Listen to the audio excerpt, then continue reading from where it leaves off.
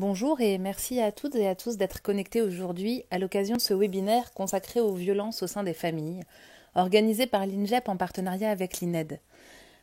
L'occasion de ce webinaire, c'est la publication de 2 nouveaux rapports de recherche à l'INJEP permettant d'enrichir la connaissance sur les violences qui se déroulent dans le cadre intrafamilial et dans l'entourage proche. Elles s'inscrivent aussi dans la continuité d'enquêtes, comme celle de Virage menée à l'INED, publiée en novembre 2020, et son volet ultramarin en cours. Dans l'objectif de poursuivre la connaissance sur la jeunesse et en tant qu'observatoire de la jeunesse, il s'agit donc pour l'INJEP d'approcher cette question des violences intrafamiliales au regard des trajectoires et des parcours de vie, notamment au moment du passage à l'âge adulte. C'est l'occasion de présenter les apports des sciences sociales, de la démographie et de la sociologie, dans le défi méthodologique de la mesure d'un phénomène aux contours flous, les violences qui se déroulent dans le contexte familial par des membres de la famille sur d'autres. Car on le verra, grâce aux 2 enquêtes présentées, il y a un enjeu fort autour de la question des définitions des violences commises dans le contexte familial. De quoi parle-t-on? Qui en sont les auteurs? Qui en sont les victimes? Autrement dit, et plus largement, qui cela concerne-t-il? Que peut-on dire de ces violences subies dans le cadre familial pendant l'enfance ou l'adolescence au moment du passage à l'âge adulte? Car les 2 enquêtes mettent en évidence que si la famille reste principalement perçue comme une sphère de protection, cet espace de vie n'est pourtant pas exempt de violences, y compris en direction des enfants et des adolescents et des adolescentes, qu'elles soient psychologiques, physiques et ou sexuelles. L'enquête Virage, pour son volet France hexagonale, menée par l'INED, pointe qu'un homme sur 8 et près d'une femme sur 5 déclarent avoir subi des violences para- ou intrafamiliales d'ordre psychologique, physique et ou sexuel, dont l'inceste, avant l'âge de 18 ans. Phénomène massif, l'inceste touche les petits garçons et surtout les petites filles de tous les milieux sociaux, sans exception. Et dans la très grande majorité des cas, ce sont les hommes qui le perpétuent. Grâce à un éclairage doublement situé avec une enquête sur le contexte polynésien et une enquête sur le contexte de la France hexagonale, on cherchera à savoir si la question des violences dans le cadre familial se pose de la même manière partout, si la définition même de cadre familial en France hexagonale et en Polynésie prend le même sens. Et c'est le défi qu'ont été invités à relever Amélie Chariot et Loïs Bastide, respectivement autrices et auteurs des rapports publiés sur le site de l'INJEP. À partir de méthodologies d'enquête spécifiques, Amélie Chariot, doctorante en démographie, s'attachera à analyser l'empreinte des violences sur l'entrée dans l'âge adulte des jeunes, dans une perspective d'analyse démographique des trajectoires à partir de l'enquête Virage. Loïs Bastide, quant à lui, présentera le continuum des violences protéiformes qui se déroulent dans le cadre familial à partir d'une enquête sociologique empirique qualitative sur les violences familiales en Polynésie française, entrer, vivre et sortir de la violence. J'en profite pour vous dire que Loïs Bastide s'excuse de ne pas être en direct pour des raisons techniques liées à la connexion entre Tahiti et Paris. Consacrée aux violences commises et subies dans le cadre familial, cette matinée a donc pour objectif d'éclairer les conditions de vie des jeunes femmes et des jeunes hommes concernés et d'appréhender les situations de violence dans leur complexité. Pour discuter de leurs travaux, nous avons invité Alice Debauche, sociologue, maîtresse de conférences à l'Université de Strasbourg et surtout spécialiste des questions de violences sexuelles, membre de l'équipe de l'enquête Virage à l'INED. Et Isabelle Lacroix, sociologue et spécialiste des enjeux de passage à l'âge adulte pour les jeunes en situation de vulnérabilité, elle, membre de l'équipe ELAP, étude sur l'accès à l'autonomie des jeunes placés. Vous pourrez poser vos questions au fil de la présentation dans le chat, questions-réponses qui s'affichent en bas de votre écran. Et puis l'ensemble des questions seront modérées et regroupées à la fin, de manière à pouvoir poser les questions aux intervenantes après leur temps de présentation. Encore merci à toutes et à tous d'être présents aujourd'hui et merci aux chercheuses et chercheurs pour leur participation et leur présentation respectives et à ce temps important pour les sciences sociales, pour les professionnels de la jeunesse, du social, de la santé ou encore de la justice, de consacrer une matinée sur les parcours des jeunes marqués par les violences commises par leur entourage. Aujourd'hui, je vais vous présenter le rapport de recherche qui a été publié sur le site de l'INJEP et qui porte sur le passage de l'adolescence vers l'âge adulte des jeunes qui ont subi des violences durant l'enfance et l'adolescence. dans le cadre de la famille. Et donc, pour mener à bien cette recherche, je me suis appuyée donc, sur l'enquête statistique violence et rapports de genre, dont l'acronyme est Virage. Et je reviendrai donc dans quelques petites minutes sur la présentation de cette enquête. Mais avant, finalement, pourquoi s'intéresser à un tel sujet? Alors, depuis les années 1990, on a de nombreux travaux sociodémographiques qui ont documenté l'entrée dans l'âge adulte. Néanmoins, rares sont les travaux qui ont étudié les relations entre la survenue de violences dans l'enfance et l'entrée dans la vie adulte. On a toutefois quelques travaux pionniers qui ont été menés au début du millénaire par Marie Jaspar et ses collègues à partir de la première enquête nationale sur les violences envers les femmes en France et qui ont montré que ce qu'elles appelaient à l'époque les difficultés vécues dans l'enfance rendaient plus précoce l'entrée dans la parentalité et l'indépendance résidentielle.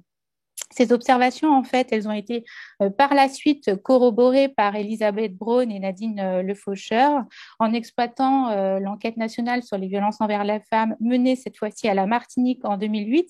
Les chercheuses ont établi que les difficultés dans l'enfance et l'adolescence étaient associées à une plus grande précocité de la décohabitation, tant chez les femmes que chez les hommes, mais aussi à une plus grande précocité dans l'entrée dans la sexualité et dans la maternité chez les femmes. Donc, dans la continuité de ces recherches, l'enjeu ici, c'était de mettre en évidence les éventuelles empreintes des violences débutées avant l'âge de 18 ans dans le cercle de la famille sur les trajectoires scolaires, professionnelle, résidentielle, sexuelle et affective de la jeunesse contemporaine. Mais il s'agissait aussi de démêler les effets d'autres facteurs susceptibles d'influer dans ce processus. Donc, par autres facteurs, j'entends par exemple le niveau d'études, le lien à la migration, la taille de la fratrie, c'est-à-dire le nombre de frères et sœurs des personnes interrogées, la configuration familiale, le fait d'avoir vécu avec un parent ou les deux, le milieu social d'origine des jeunes qui, on le verra ensemble, peut être approché par la profession des parents ou encore l'importance de la religion dans l'éducation reçue.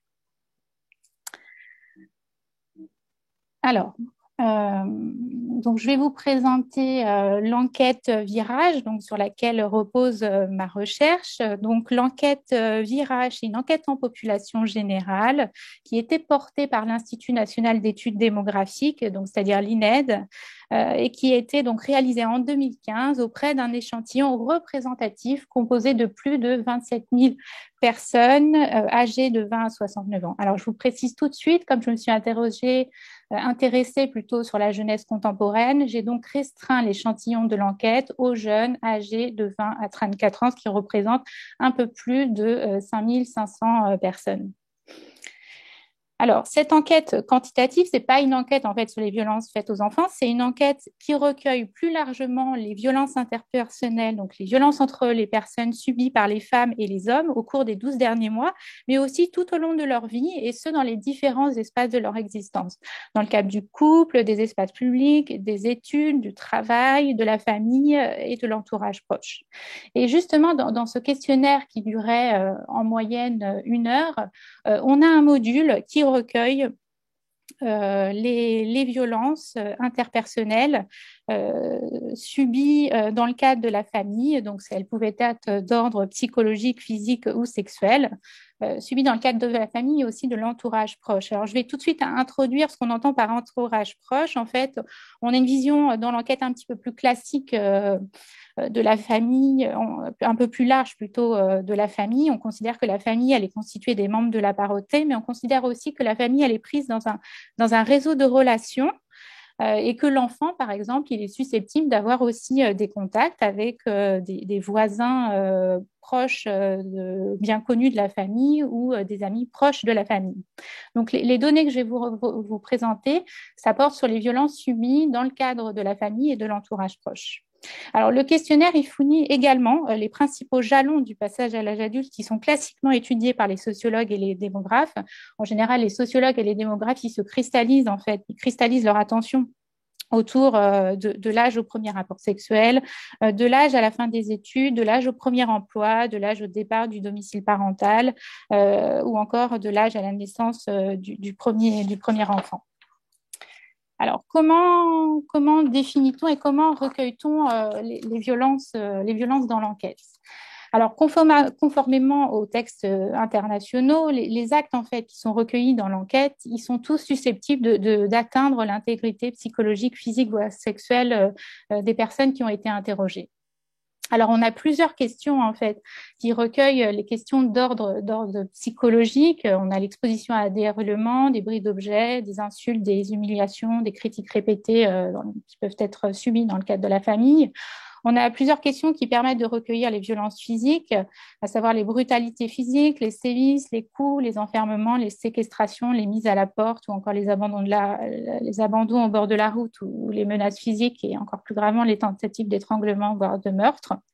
Et on a également trois questions qui permettent de recueillir les violences sexuelles subies avant l'âge de 18 ans, à savoir les attouchements des seins, des fesses, les baisers forcés, le fait d'avoir été frotté ou collé contre son gré, les attouchements du sexe, les rapports sexuels forcés, les tentatives de rapports sexuels forcés, ainsi que les autres actes ou pratiques sexuelles forcées. Par ailleurs, le parti pris méthodologique dans l'enquête, c'était de ne pas utiliser les mots agression ou violence. En fait, on a posé des questions dans lesquelles seuls des faits concrets en fait étaient décrits. Alors, je vous ai mis un exemple de questions sur cette diapositive. Pour recueillir les violences psychologiques, on faisait en fait de la sorte. On demandait à l'enquête depuis votre enfant jusqu'à aujourd'hui, est-ce qu'une personne de votre famille ou un proche vous a frappé, donné des coups avec des objets ou a commis sur vous d'autres brutalités physiques? Et ensuite, on lui proposait en fait des modalités de réponse, oui, non. Et si la personne ne souhaitait pas se prononcer, elle pouvait dire qu'elle ne savait pas ou qu'elle ne voulait pas dire. Ensuite, on lui demandait combien de fois cela était-il arrivé, une fois, deux à quatre fois, 5 à 10 fois, etc. On lui demandait l'âge qu'elle avait lorsque ces faits en fait ont débuté, ce qui m'a permis en fait de repérer les violences ayant débuté avant l'âge de 18 ans pour la première fois. Et ensuite, on lui demandait qui étaient le ou les auteurs de ces faits. Était-ce son père, sa mère, son frère ou son demi-sœur, sa sœur ou sa demi-sœur, son oncle, sa tante, sa grand-mère, etc. Il y avait 36 modalités de réponse possibles. Alors, je vais maintenant vous présenter rapidement un panorama quantitatif des situations de violence subies par les filles et les garçons dans le cadre de la famille et de son entourage. On voit que parmi l'ensemble des violences qui ont été recueillies dans l'enquête Virage, ce sont les violences d'ordre psychologique qui sont les plus fréquentes, en particulier chez les jeunes femmes. Donc, on a environ 14% des femmes contre 12% des hommes qui mentionnent avoir vécu au moins une violence psychologique avant 18 ans dans le cadre de la famille et de son entourage. Les femmes et les hommes sont également, comme vous pouvez le voir, concernés par des violences physiques endurées durant l'enfance et l'adolescence dans cet espace de vie. Donc, ça représente environ 8% des hommes et des femmes. Et enfin, les femmes, eh bien, elles surdéclarent les violences sexuelles. On a près de 4% d'entre elles qui ont mentionné les violences sexuelles contre moins de 1% des hommes. Alors, quelques mots à propos des auteurs de violences. L'analyse des déclarations, elle indique que les auteurs de violences psychologiques ou physiques, ils diffèrent très nettement des auteurs de violences sexuelles. En fait, on s'aperçoit qu'en cas de violences psychologiques ou physiques, les principaux auteurs qui sont mentionnés, c'est tout d'abord le père en première position ou la mère en seconde position, tandis qu'en cas de violences sexuelles, en fait, les auteurs qui sont les plus fréquemment mentionnés, ce sont quasiment exclusivement des hommes de la parenté, des oncles, des pères, des frères ou des demi-frères, des beaux-pères ou des autres hommes de la parenté, mais aussi des autres hommes proches de la famille. Mais en fait, derrière ce panorama, on va dire, quantitatif des violences, il se cache une certaine forme d'hétérogénéité des situations de violence qui laisse en fait présager des conséquences différenciées sur les trajectoires d'entrée dans la vie adulte. En fait, je me suis aperçue, en creusant un petit peu les choses, que les filles et les garçons qui avaient cumulé des violences psychologiques et physiques, ainsi que celles et ceux qui avaient subi des violences sexuelles, eh bien, ils ont plus fréquemment, mais non systématiquement, vécu dans une atmosphère que je qualifie de dégradée, souvent marquée par de graves conflits entre les jeunes et leurs parents, ou par de graves tensions ou un climat de violence qui régnait entre les parents des personnes interrogées au moment de l'adolescence. comparativement à celles et ceux qui ont vécu une seule forme de violence ou comparativement à celles qui n'ont pas du tout révélé de violence. Alors, partant de ces constats, j'ai donc constitué 4 groupes de jeunes que j'ai comparés dans le cadre de ce rapport. Un premier groupe de jeunes donc, qui n'ont pas déclaré de violence, un second groupe de jeunes ayant mentionné soit des violences psychologiques, soit des violences physiques avant 18 ans, troisième groupe de jeunes ayant déclaré des violences psychologiques cumulées à des violences physiques, et enfin un quatrième groupe de jeunes ayant révélé des violences sexuelles. Alors, comme vous pouvez voir sur le graphique, on a 19 hommes et 126 femmes qui ont mentionné des violences sexuelles avant 18 ans parmi les jeunes âgés de 20 à 34 ans. Donc, ce parti pris, en fait, méthodologique, il m'a empêché donc d'établir des statistiques sur les hommes ayant vécu des violences sexuelles. Donc, c'est une des limites de ce rapport. Alors maintenant, je vous propose qu'on regarde ensemble ce qui se passe au niveau de la sortie du système scolaire et comment les jeunes entrent sur le marché de l'emploi. Alors là, je vous ai mis quelques points de repère. Donc, selon les statistiques publiées par l'INSEE, la fin des études se fait autour de 20 ans et l'âge médian au premier emploi, il est aussi assez proche de 20 ans, 19,9 ans pour les femmes et 19,6 ans pour les hommes. Et donc, je vous l'ai dit tout à l'heure en préambule, dans l'enquête Virage, on recueille aussi l'âge à la fin des études et l'âge au premier emploi. Donc, de mon côté, ce que j'ai essayé de faire à partir de l'enquête Virage, c'est j'ai essayé de regarder si le calendrier de sortie du système scolaire et le calendrier d'entrée dans la vie professionnelle, y variaient en fait selon les preuves en matière de violence durant l'enfance et l'adolescence. Et en fait, contrairement à toute attente, l'analyse de l'enquête, elle montre que les preuves des violences, elles ne perturbent pas tant que ça les âges à la fin des études et au premier emploi stable. Alors, ces résultats, ils peuvent être surprenants dans la mesure où, dans l'enquête statistique sur les violences envers les femmes, envers les femmes menée en 2000 par les chercheuses Marie Jaspar et ses collègues, ont montré que les femmes arrêtaient plus fréquemment leurs études avant l'âge de 18 ans, dès lors qu'elles témoignaient d'une enfance marquée par les violences.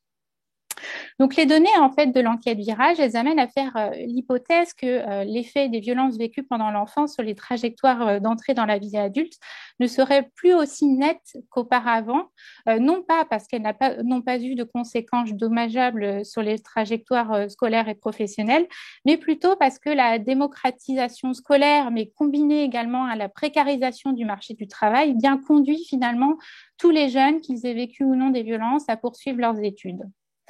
Pour autant, on va voir sur la diapositive suivante que les jeunes qui ont cumulé des violences psychologiques et physiques, ainsi que les femmes qui ont vécu des violences sexuelles, sont un peu moins diplômées de l'enseignement supérieur que les personnes qui n'ont pas vécu de violence ou qui ont vécu une seule forme de violence au cours de leur enfance et leur adolescence.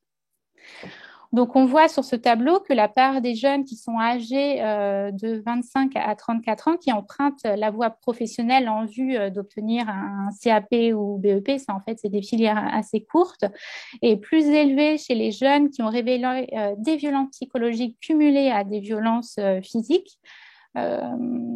Et c'est la même chose aussi qu'on observe chez les femmes ayant vécu des violences sexuelles. Elles sont un peu plus nombreuses à avoir suivi la voie, on va dire, professionnelle. Donc, on peut penser que des difficultés dans les études occasionnées, entre autres raisons, par leur vécu en matière de violence, pourraient expliquer le fait que ces jeunes aient été peut-être davantage orientés vers l'enseignement supérieur, mais aussi ces difficultés, en fait, elles s'accompagneraient potentiellement de redoublement, voire d'une discontinuité dans les études, ce qui expliquerait que ces jeunes, finalement, sortent de l'institution scolaire manifestement au même âge que les jeunes qui n'ont pas évoqué de violence, mais qu'ils soient quand même un peu plus faiblement diplômés. Alors, si on approfondit en fait les choses, on s'aperçoit que l'association des études, elle est en réalité davantage déterminée par le milieu social d'origine, et ce pour les deux sexes. Donc, ça fait écho à des travaux scientifiques sur cette question. On remarque en fait qu'avoir un père ou une mère cadre de profession intellectuelle supérieure ou de profession intermédiaire, et ça favorise en fait la poursuite des études. Et en ce qui concerne l'insertion professionnelle, les fils et les filles de père ou de mère cadre de profession intellectuelle supérieure ou de profession intermédiaire entrent ici moins tôt sur le marché de l'emploi que les jeunes des classes moyennes ou populaires. Alors peut-être que pour ces jeunes issus des milieux, on va dire, un peu plus favorisés, eh bien finalement, ces jeunes mettent un peu plus de temps à trouver un emploi en adéquation avec leurs attentes, mais aussi sans doute que la pression à l'insertion professionnelle est probablement moindre pour ces jeunes disposant parfois d'aide familiale, voire de ressources économiques propres. Alors, en revanche, lorsqu'on s'intéresse au premier départ du domicile parental, on constate que celui-ci se fait de manière plus précoce et plus précipitée chez certains jeunes. Alors, du côté des hommes, on voit que la coexistence de violences psychologiques et physiques pendant l'enfance et l'adolescence, elle accélère leur départ de chez les parents.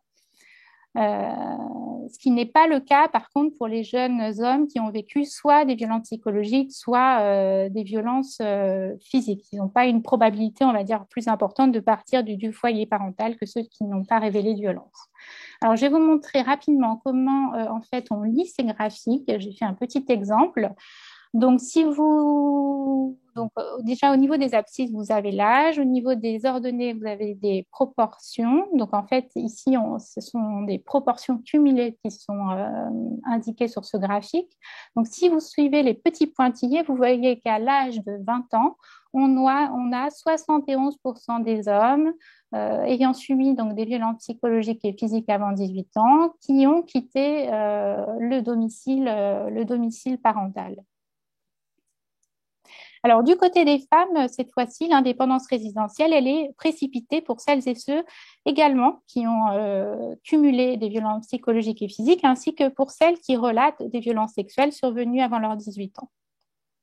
En revanche, les femmes qui ont vécu une seule forme de violence n'ont pas une distribution, on va dire, de l'âge au départ du domicile parental qui est significativement différente de celles qui n'évoquent pas de violence. Donc peut-être qu'en quittant précocement le domicile parental, ces jeunes tentent sûrement de mettre fin aux violences infligées par des membres ou des proches de la famille.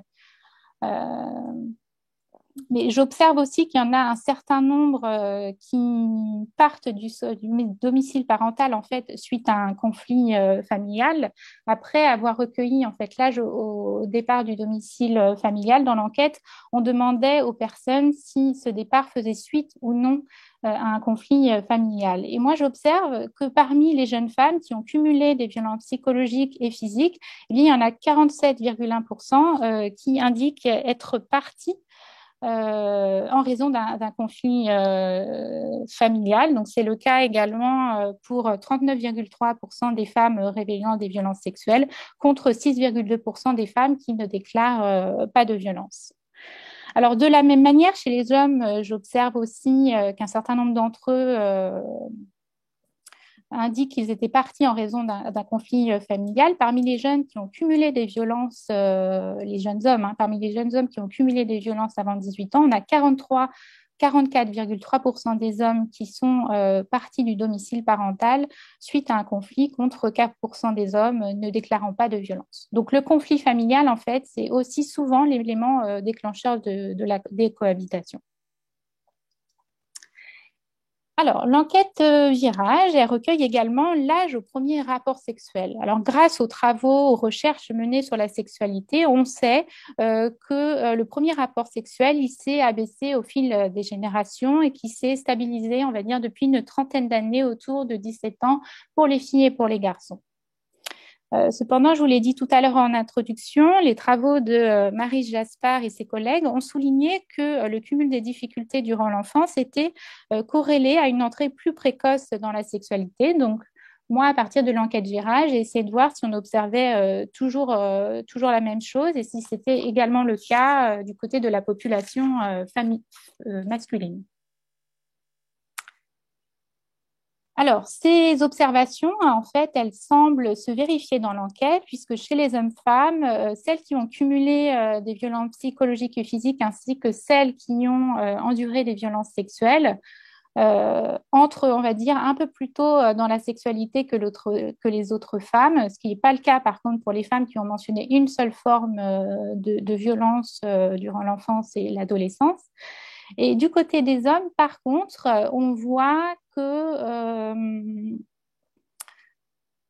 l'étude, que le calendrier dans la sexualité, il n'est pas bouleversé par l'expérience en matière de violence. Alors, au-delà, en fait, des violences vécues, si on creuse un petit peu les choses, on constate, en fait, qu'il y a d'autres facteurs qui influent sur l'entrée dans la sexualité, tels que le niveau d'études, la configuration familiale ou encore l'importance de la religion dans l'éducation reçue. Les jeunes femmes qui sont un peu plus faiblement diplômées, elles font plutôt l'expérience de la sexualité que les jeunes diplômés de l'enseignement supérieur. Le fait d'avoir vécu avec un seul parent à l'adolescence est aussi corrélé à une entrée un peu plus précoce de la sexualité. Et à l'inverse, lorsque la religion elle a eu une place assez, voire très importante dans l'éducation reçue, ça semble être un frein à l'entrée dans la sexualité. Alors pour finir, je vais aborder les liens entre violence dans l'enfance et entrée dans la parentalité. Donc, nous savons également, grâce aux statistiques publiées, que l'arrivée d'un premier enfant survient désormais assez tardivement dans leur parcours de vie des hommes et des femmes. L'âge médian au premier enfant, il est de 28,2 ans pour les femmes et de 31,5 ans pour les hommes âgés de 36 à 45 ans en 2013. Et donc, d'après l'enquête Virage, sur le graphique de droite, on voit que l'arrivée du premier enfant se fait significativement plus tôt chez les jeunes femmes qui évoquent des violences sexuelles. On voit que la courbe rouge, elle est plus décalée par rapport aux autres courbes. Mais en réalité, c'est pas tant l'expérience des violences sexuelles ou l'épreuve des violences sexuelles qui rend cette entrée dans la maternité plus précoce. En fait, c'est plutôt les caractéristiques sociales de ces femmes, voire notamment leur effet de diplôme, parce que en fait, quand je contrôle par l'effet du diplôme, voire la PCS des parents, ça neutralise l'effet des violences. Et en revanche, du côté des jeunes hommes, eh bien, la survenue de violences psychologiques et ou physiques pendant l'enfance et l'adolescence, ça ne perturbe pas significativement le calendrier d'entrée dans la paternité des jeunes hommes. Le niveau d'études et la taille de la fratrie, en fait, ils ont un rôle beaucoup plus important que les violences sur l'entrée dans la parentalité des jeunes adultes. En fait, on va dire les chances d'avoir un premier enfant précocement surtout, il est plus élevé chez les jeunes qui sont faiblement diplômés, voire non diplômés, que chez celles et ceux qui sont dotés d'un diplôme de l'enseignement supérieur. Et inversement, l'absence de frères et sœurs, c'est-à-dire le fait d'être fils ou fille unique, ça réduit nettement les risques, ou plutôt les chances au sens statistique de devenir père ou de devenir mère. Alors, pour conclure de manière très brève, donc en définitive, cette recherche elle contribue à mieux comprendre les liens entre violence dans l'enfance et la transition dans la vie adulte. Et elle souligne également l'intérêt de ne pas oublier également les propriétés inhérentes aux individus, à savoir donc leur sexe, leur niveau de diplôme, la profession, le milieu social d'origine, l'importance de la religion dans l'éducation reçue, etc. Donc, en outre, ce que je vous ai montré à demi-mot, c'est que les jeunes qui ont vécu soit des violences psychologiques ou physiques, en fait, ils semblent avoir des itinéraires assez semblables aux jeunes qui n'ont pas de révélé de violence. Et en revanche, c'est plutôt le cumul des violences, voire l'épreuve des violences sexuelles pour les femmes, qui accélère et qui rend plus précoce certaines étapes de la transition vers l'âge adulte. Voilà, je vous remercie beaucoup. Je vais passer du coup la parole là à Yael. Merci à tous et toutes.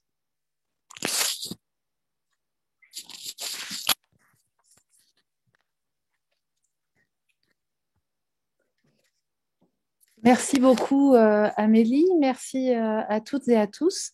Alors, sans trop de transition, on va maintenant passer de l'autre côté du monde avec la capsule enregistrée par Loïs Bastide pour présenter son travail de recherche sur les violences familiales en Polynésie et sur les enjeux que cela soulève à la fois dans la définition de la violence, des violences, sur la question de la définition de la famille. Voilà. Donc, je vais partager mon écran et vous allez entendre Loïs. Bonjour. Alors j'aimerais commencer en remerciant, par remercier Yael Mingui-Amzelem en particulier, et puis l'INJEP pour m'avoir invité à communiquer dans le cadre de cette webconférence. Mon intervention s'appuie sur le rapport de recherche que j'ai réalisé sur les violences familiales en Polynésie française. Le rapport a été publié par l'INJEP en décembre dernier, et l'INJEP a financé une partie de la recherche dont le rapport est le produit. Ce rapport est le produit d'un programme de recherche de long terme que j'ai ouvert et que je dirige à la Maison des sciences de l'homme du Pacifique depuis 2017. Et alors j'ai ouvert ce programme de recherche au moment où la question des violences familiales commençait à émerger comme un problème public important sur le territoire.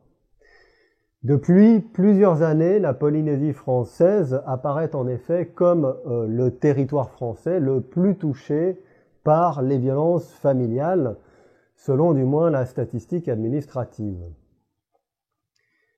Depuis 2017, cette question s'est du coup, comme je l'ai dit, imposée comme un problème central sur le territoire et a donné lieu à un travail institutionnel de fond afin de repenser la prise en charge politique, sociale, judiciaire des violences familiales. Alors je dois dire que j'ai abordé cette problématique au départ avec un certain scepticisme, et alors ceci pour deux raisons que j'évoque rapidement et sur lesquelles je reviendrai plus en détail un peu plus tard. D'abord, la famille comme catégorie sociale recouvre des réalités très différentes en Polynésie française et en France, si bien que parler de violence familiale, dans l'un et l'autre endroit revient à parler de deux choses différentes, et ça rend effectivement la comparaison problématique. Ensuite, la violence comme notion est extrêmement difficile à cerner. Alors en somme, parler de violence familiale revient donc à mobiliser une catégorie mal définie, la violence. Et d'autre part, comparer les territoires en relation à cette problématique revient à manier une autre catégorie, la famille, qui obscurcit des différences majeures entre des réalités sociales distinctes. Alors dit comme ça, vous m'accorderez sans doute que le projet apparaissait assez mal engagé. Ce que je veux faire dans cette communication, c'est commencer par raisonner sur ces problèmes. Dans un second temps, je proposerai quelques résultats de l'enquête en m'intéressant en particulier au cas des mineurs adoptés, ce qu'on appelle ici les enfants fa'amu. Alors, j'en viens au problème que j'ai pointé, problème de définition et de comparaison. Pour parler des violences familiales en Polynésie française, deux préalables sont donc nécessaires. D'abord, il convient de donner une définition claire de la violence afin de savoir ce que l'on mesure. Comme on le sait, dans la statistique, le diable se cache dans les catégories de l'analyse. On ne sait mesurer que ce qu'on a préalablement défini.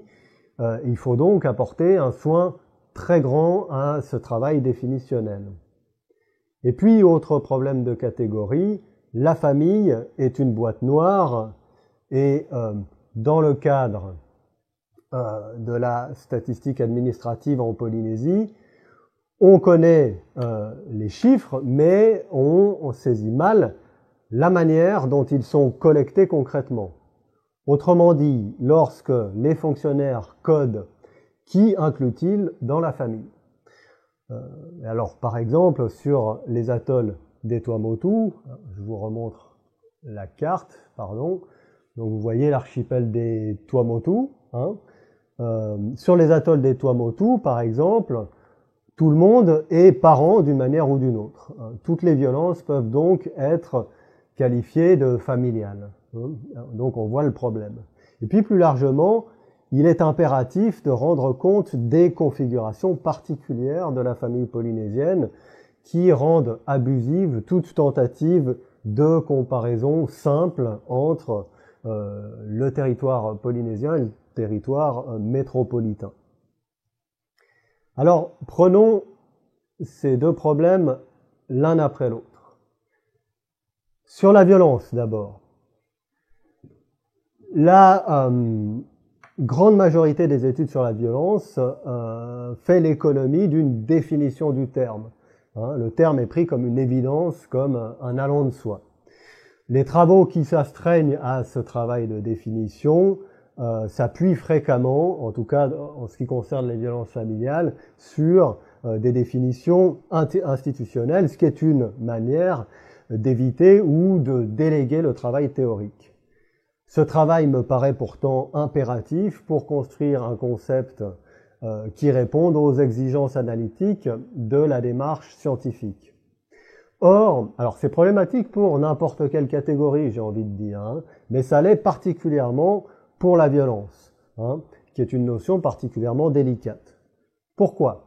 Eh bien parce que la violence combine une dimension descriptive, elle rend compte de certains actes, et une dimension normative. Elle porte sur ces actes un jugement éthique ou moral. Qualifier un acte de violence, c'est aussi forcément poser sur lui un jugement de valeur. Alors pourquoi est-ce que c'est un problème? D'abord parce que les normes sont relatives, par construction, et par conséquent les contours de la violence le sont aussi. On entend ainsi souvent ici en Polynésie, de la part de populations de culture polynésienne, c'est la justice des Pop-A, c'est-à-dire la justice des Blancs. Alors quoi qu'on en pense, il faut donc réfléchir à ce problème de définition qui est aussi un problème de perception. Or, la grande majorité des travaux disponibles emploient le terme de violence comme s'il était simplement descriptif et du coup transposable en tout lieu, en tout temps. Sur un autre plan, c'est aussi un problème dans la mesure où nous sommes aujourd'hui dans un moment historique où la violence désigne des phénomènes de plus en plus nombreux, de plus en plus hétérogènes, de la violence structurelle à la violence institutionnelle, morale, verbale, économique, en passant par la violence épistémique. Bref, à ratisser trop large, le terme perd, à mon avis, toute valeur analytique. Ces problèmes m'ont conduit à opter pour une démarche inverse qui consiste à adopter délibérément une définition extrêmement restrictive, hyper restrictive de la violence que je définis comme l'infliction intentionnelle, agonistique et socialement déviante de lésions physiques à la personne. Alors, si le fait de restreindre la définition de la violence à ce cadre strict peut faire débat, j'en ai conscience, en revanche, le fait de considérer ce type d'acte comme étant violent, eh bien, ça fait consensus. Et c'est ce qui m'intéresse, disposer d'une base consensuelle, d'une base solide. À partir de ce noyau resserré, on peut ensuite s'interroger sur la manière dont ces actes qui sont en quelque sorte indubitablement violents, s'accompagnent d'autres types d'agressions morales ou institutionnelles, par exemple. Au lieu que de qualifier l'ensemble de ces actes de violence, on peut s'intéresser du coup aux articulations observables entre ces différentes catégories, ce qui est le propre du travail analytique. On peut regarder par exemple si la violence physique s'accompagne toujours d'agressions verbales. Surtout, cette définition permet de faire la place à des constructions différentes de la violence en fonction des sociétés. Autrement dit, elle permet de contextualiser. Alors, pour aller au fond de ma pensée, je pense qu'il faudrait, dans une démarche scientifique, en fait, se débarrasser de cette notion, ou du moins ne pas l'utiliser comme outil conceptuel. Mais bon, je n'y reviens pas, je n'ai pas le temps. Alors, déplaçons-nous sur le premier problème, sur le second problème que j'ai pointé, donc maintenant la question de la famille. De la même façon, il est nécessaire de penser la question de la violence au sein des familles au regard des spécificités des configurations familiales en Polynésie française. En effet, la comparaison terme à terme présente deux pièges dans lesquels il est aisé de tomber. Le premier piège est assez évident, je l'ai déjà évoqué. Il faut éviter à tout prix de faire comme si, parce qu'aux deux endroits on parle de famille, on fait référence à la même réalité. Autrement dit, il ne faut pas confondre le mot et la chose.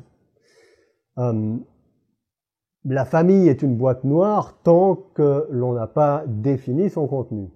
Or, comme groupe social, la famille polynésienne a assez peu à voir avec les modèles familiaux majoritaires en métropole. Et ça problématise les discours publics sur les violences familiales, et d'autant plus lorsqu'on les construit sur la comparaison. Le second écueil qu'il faut éviter a trait à la tentation culturaliste, qui est toujours très forte. C'est-à-dire qu'il faut éviter d'imputer les violences à des tares culturels. Pour y échapper, il faut aborder la famille de manière plus subtile. Or, les travaux disponibles sur la famille polynésienne remontent pour l'essentiel aux années 1970, et ce sont des travaux extrêmement structuralistes. Ils présentent les structures familiales comme un cadre quasi mathématique, où les relations sont très fortement codifiées, les rôles et les positions sont rigides. Or, on remarque en fait que les familles sont diverses, les familles sont plastiques, malgré effectivement des traits communs. Les familles réelles, celles qu'on observe, sont au moins autant le produit des transformations à l'œuvre dans la société contemporaine que d'un héritage culturel. Pour échapper à ces deux pièges, j'ai considéré, en m'inspirant de différents travaux en anthropologie et en sociologie, j'ai considéré que la famille, comme groupe social, relève de deux phénomènes conjoints, mais qu'il faut distinguer analytiquement. D'une part, la famille peut être considérée comme une idéologie. Et là, sur cette dimension-là, j'emprunte à François de Singly. Et c'est sans doute à ce niveau-là qu'il faudrait situer les approches structuralistes qui ont plus à voir finalement avec l'étude de l'idéologie familiale que de la famille comme réalité pratique ou empirique. Sous cet aspect idéologique, la famille apparaît comme un ensemble de règles, de normes, de valeurs qui dessinent ses contours. Ces règles, ces normes et ces valeurs prescrivent les manières socialement légitimes de faire famille, c'est-à-dire de définir les positions et de réguler les relations entre parents à l'intérieur du groupe familial. Cette idéologie familiale présente cependant une image idéalisée de la famille dont les pratiques familiales réelles, c'est-à-dire ce que font les gens de leur relation familiale, eh bien, ces pratiques familiales réelles divergent souvent fortement et même très fortement des prescriptions de l'idéologie familiale. Et puis d'autre part, la famille est une pratique. Et là, je m'inspire des travaux de Florence Weber sur la parenté pratique. La famille est une pratique, ou plutôt un ensemble de pratiques. Les individus mobilisent concrètement ces représentations sociales, ces normes, ces valeurs pour s'orienter dans la vie familiale et construire leurs relations au sein de la parenté en fonction des nécessités du moment. En ce sens, la famille n'est pas une réalité héritée, ou du moins pas seulement, mais un groupe à construire. C'est moins finalement une entité qu'un processus. Alors j'ai donc pris le parti de considérer la famille comme un espace relationnel dans lequel les liens sociaux répondent à des règles, des normes et des valeurs. Ces règles, ces normes et ces valeurs distinguent la famille d'autres types de groupements sociaux. Ces règles, ces normes et ces valeurs permettent cependant une grande diversité de pratiques. Les individus s'en saisissent de multiples façons pour organiser leur existence, leur quotidien. Alors, comment est-ce que cela se décline en Polynésie française, En Polynésie française, l'idéologie familiale inclut dans la famille un grand nombre de parents. J'appelle cette idéologie familiale, dans sa forme polynésienne, l'idéologie du fait-i. Alors le fait-i, c'est une approximation de la famille. Ça ne recouvre pas exactement la même réalité, mais c'est une traduction. Alors au sens large, la famille s'étend aux membres d'une fratrie et à leurs descendants sur 2 générations, donc leurs enfants et leurs petits-enfants. C'est ce qu'on appelle le Opu Fet'i. Alors, de plus, cette structure du Opu Fet'i, elle s'inscrit dans le cadre d'une parenté, d'un système de parenté bilatéral. Donc chaque individu s'inscrit dans le Fet'i maternel et paternel, y compris pour tout ce qui concerne la propriété des biens familiaux et l'héritage. Tout un chacun se trouve ainsi pris dans une constellation très vaste de parents, ce que dans cette configuration bilatérale on appelle en anthropologie un ramage. Le Opu Fet'i se divise ensuite en Opu Ho'e. Le Opu Ho'e est lui composé non plus d'une fratrie mais d'un couple et de ses enfants, de ses petits-enfants. Et alors si l'ensemble des parents qui composent le Opu Fet'i ne se fréquentent pas forcément, les relations peuvent être très distendues, au sein du Opu Ho'e, les relations sont beaucoup plus denses. Et là encore, il faut voir que cet ensemble se décline du côté maternel et paternel. Alors imaginez que lorsque les personnes se mettent en couple, elles relèvent potentiellement de 4 Opu Ho'e, de 4 Opu Fet'i. Donc ça fait beaucoup de monde. Alors, dans ces circonstances, je propose de considérer l'idéologie familiale du Fet'i en tant qu'elle ouvre un potentiel relationnel, c'est-à-dire un ensemble circonscrit de relations et un impératif de solidarité et de loyauté qui oblige les membres de la famille, les parents, les uns envers les autres. Dans l'ensemble des liens familiaux ainsi délimités, chaque membre de la famille active des liens particuliers ou au contraire en laisse d'autres inactifs. La famille est ainsi sollicitée ou non en fonction des situations de vie auxquelles l'individu fait face pour organiser son existence, et c'est la dimension pratique de la parenté. Alors, au terme de ce bref cheminement, vous voyez bien qu'il y a famille et famille, et que mesurer puis comparer terme à terme ce qui se produit dans ce cadre-là en Polynésie et en métropole, a assez peu de sens. Bien. Voyons maintenant comment cette appréhension de la famille permet de raisonner sur les spécificités du territoire au regard des violences familiales. Pour ce faire, je vais m'appuyer sur le cas des enfants Fa'amu, confiés par leurs parents naturels à la garde d'autres personnes. Alors pourquoi cette population? Eh bien parce que ces enfants paraissent particulièrement vulnérables au regard des violences familiales. C'est ce qui ressort de nos enquêtes. Alors avant toute chose, je vais vous donner quelques jalons sur cette pratique. La pratique du fa'amur'a, donc retenez bien ces définitions, la pratique du fa'amur'a est attestée dans la société polynésienne avant le contact avec les Européens.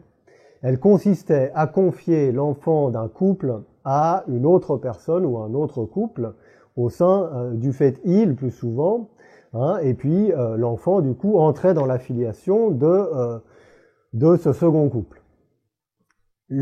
Alors, ce type d'adoption ou de confiage semble avoir eu vocation à renforcer les liens entre les lignées du fait-i à travers la circulation des enfants, puisque les enfants conservaient les liens avec leurs parents biologiques. Et donc il y avait cette espèce de double filiation à la fois avec les parents biologiques et les parents sociaux, si vous voulez, les parents auxquels l'enfant a été confié.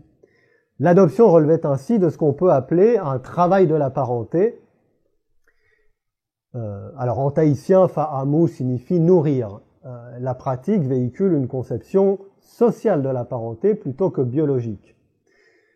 Dans son foyer de destination, le lien nourricier, le rapport de soins, installe ainsi l'enfant fa'amu comme un membre à part entière, une fille, une sœur, un fils, un frère. En Polynésie française, le transfert d'enfants demeure une pratique très répandue, comme l'a encore montré récemment, documenté l'INED. Donc, je vous laisse prendre connaissance de cette diapo. Donc, c'est une pratique encore très commune. Et alors aujourd'hui, si le terme de fa'amur'a persiste pour désigner ce qu'on peut appeler le transfert d'enfants de ses parents biologiques vers un autre foyer, il recouvre en fait une grande pluralité, une grande hétérogénéité de pratiques. Et beaucoup de ces pratiques s'éloignent notablement de l'institution dans sa forme historique. Par exemple, si le fa'amur'a servait auparavant au travail de parenté, comme je l'ai dit, ce type d'adoption obéit aujourd'hui à des motifs très divers. Ainsi, les enfants sont-ils souvent confiés pour des raisons socio-économiques. Le transfert d'enfants peut désormais avoir lieu en dehors du fait-i, et là, voilà, donc les différences qu'on peut noter entre l'institution traditionnelle, si vous voulez, et la manière dont se construit aujourd'hui le fa'amur'a. Le transfert d'enfants peut désormais avoir lieu en dehors du fait-i, je disais, notamment lorsqu'il implique des couples métropolitains. Le rapport à la famille biologique est parfois très distendu, ce pourquoi je préfère parler de transfert d'enfants dans la mesure où dans de nombreux cas, dans de nombreuses situations, le lien à la pratique historique apparaît assez ténu, assez lointain. Alors que reste-t-il de l'institution du fa'amur'a? Déjà, le fa'amur'a, dans son acception historique, perdure, il faut le dire. Certains enfants sont encore confiés dans ce cadre-là, mais il demeure que bien souvent, ça n'est pas le cas. Ça n'est plus le cas. Alors pour rendre compte de cet éclatement des pratiques, on gagne ainsi à comprendre le transfert d'enfants comme une option disponible aux acteurs pour faire face aux circonstances de l'existence dans un contexte socio-économique en transformation rapide et même extrêmement rapide. Et un contexte dans lequel de nombreuses familles vivent des formes de précarisation sociale, économique. Le fa'amur'a, dans sa dimension relative à l'idéologie familiale, s'est ainsi trouvé propulsé dans un contexte inédit liées à cette expérience de modernisation compressée. Ainsi, si la visée originelle de la pratique, le travail de parenté, s'est partiellement dissoute, ce qui persiste en revanche, c'est la très forte légitimité sociale du transfert d'enfants qui facilite le recours à cette pratique en réponse aux aléas de l'existence. Quant aux modalités de ce transfert d'enfants et ses visées particulières, elles apparaissent aujourd'hui eh bien, très peu prescriptives finalement.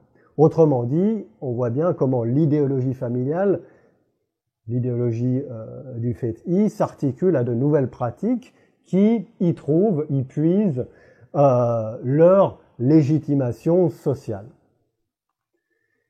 Alors, je suis allé un peu vite. Cet exemple, et j'en terminerai là, montre bien qu'il convient de construire la comparaison plutôt que de la prendre comme un donné. La famille polynésienne n'est pas réductible au modèle majoritaire en métropole, et les formes de violence qui lui sont propres doivent être étudiées sous ce rapport, doivent être contextualisées. Alors, en contextualisant ces pratiques, le risque, cependant, serait de stigmatiser la culture polynésienne en lui imputant ces violences.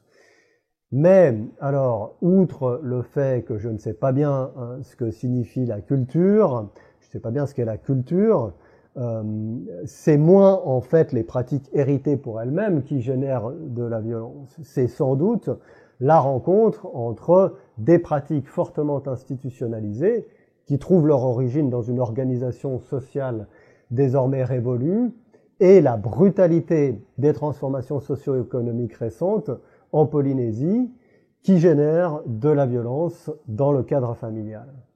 Mais c'est un autre problème sur lequel j'ai déjà beaucoup dépassé sur mon temps de parole. Je n'ai pas le temps de revenir maintenant. Je vous remercie beaucoup de m'avoir écouté. Et puis, je vous laisse éventuellement. Je m'excuse de ne pas avoir pu être là en direct, mais pour des questions techniques qui rendent les communications entre la Polynésie et la France toujours un peu aléatoires. Merci beaucoup. Merci Loïs pour cette présentation. Merci à toutes et tous d'être encore connectés après ce petit voyage de quelques milliers de kilomètres de Paris. Alors, l'idée, ça va être maintenant de permettre d'abord à Alice Debauche, qui est sociologue, maîtresse de conférences à l'Université de Strasbourg, spécialiste des questions de violence sexuelle et membre de l'équipe Virage, de pouvoir apporter sa contribution à la journée, à la matinée, de partager aussi sa lecture de la situation, sa lecture à travers notamment l'enquête Virage, donc l'enquête violence et rapports de genre, dont elle a co-dirigé l'ouvrage avec Elisabeth Brown, Christelle Hamel et Magali Mazui. Donc vous avez la référence là sur la slide. À la suite de l'intervention d'Alice, Amélie prendra la parole et puis ensuite on proposera à Isabelle Lacroix de venir nous rejoindre également pour approcher encore et approfondir cette question des violences intrafamiliales, du parcours au moment de l'entrée dans l'âge adulte et du parcours des jeunes plus en général. Donc voilà. Alice, je t'invite maintenant à te ouvrir ton micro. C'est bon. Bonjour, vous m'entendez? C'est bon? Ouais, nickel. Ok. Bon, alors, je vais commencer par remercier les organisatrices, notamment Yael Amsalem Mingui pour l'organisation de cette conférence, et puis remercier l'INJEP aussi pour le financement de ces recherches sur les violences. On sait que c'est difficile de financer des recherches en général et parfois sur les violences encore plus. C'est un sujet compliqué et donc on ne peut que se réjouir de cette journée, enfin de cette matinée et de ces deux rapports d'études. Je remercie aussi Amélie Chariot et Loïs Bastide pour leur rapport, leur texte et leur communication d'aujourd'hui. Alors, ces deux textes et ces deux rapports, alors peut-être juste avant de commencer, je vais préciser un peu ce que disait Yael Amsalem Mingui en introduction. Je vais parler en tant que co-directrice de l'ouvrage Virage, mais aussi en tant que chercheuse depuis bientôt 20 ans sur les violences sexuelles, les violences contre les femmes en général et les violences intrafamiliales aussi, hein, j'y reviendrai. Donc, non seulement mettre en relation avec l'enquête Virage à proprement parler, mais aussi avec de nombreux travaux qui ont pu précéder cette enquête. Donc, comme je le disais, hein, je suis très contente, enfin très contente, voilà, très heureuse de participer à cette journée d'aujourd'hui, puisque on assiste à nouveau à une preuve d'une légitimation croissante des violences comme objet de recherche en sciences sociales, y compris des violences intrafamiliales. Or, les recherches sur les violences permettent non seulement de dévoiler l'existence de ces violences au cœur des institutions sociales, le travail, le couple, la famille, donc, y compris au cœur des institutions les plus intimes, mais aussi de réinterpréter, d'approfondir de nombreux travaux de sciences sociales, d'éclairer des phénomènes sociaux qui sont observés depuis longtemps par les sociologues ou les démographes, et en particulier d'affiner des analyses biographiques ou des analyses de trajectoire, comme nous l'a proposé Amélie. Cet objet de recherche, les violences interpersonnelles, les violences intrafamiliales, nous permettent aussi de réinvestir, de réinterroger un certain nombre d'enjeux méthodologiques, de réinterroger des définitions, hein, c'est ce qui était au cœur de l'intervention de Loïs Bastide. Et de plus en plus de travaux s'attachent à interroger les définitions des violences, à interroger d'un point de vue réflexif les effets du travail sur les violences sur les chercheuses et les chercheurs qui travaillent là-dessus, de s'interroger sur l'expérience des violences comme des modalités de construction des trajectoires biographiques.